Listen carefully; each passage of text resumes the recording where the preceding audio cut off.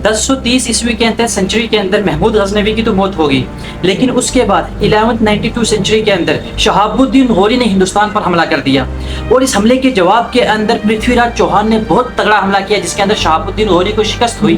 اور کس طریقے سے خواجہ معین الدین چشتی کا اس کے اندر رول پلے رہا، کیا کردار نبھایا، تو چلیے آج کی ویڈیو میں جانتے ہیں۔ Welcome to the golden age of Islamic history.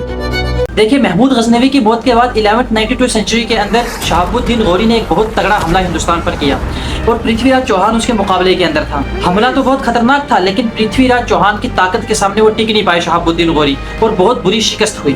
اس کے بعد ایک سال کے بعد پھر پوری تیاری کے ساتھ شہاب الدین غوری نے دوبارہ 1193 سینچری کے اندر دوبارہ سے ان راجپوتوں پر حملہ کیا۔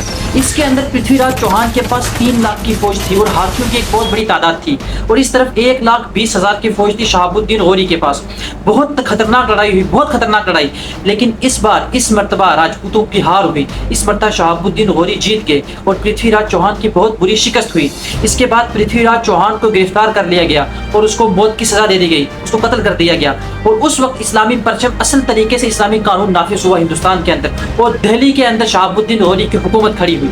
لیکن اب اس کے اندر خواجہ معین الدین چشتی کا کیا کردار تھا؟ خواجہ معین الدین چشتی کی بہت عزت کرتے تھے شہاب الدین غوری، کیونکہ وہ اس وقت کے عالم اور اللہ کے ولی تھے، اور ان کی وجہ سے اسلام بہت زیادہ ہندوستان کے اندر پھیلا۔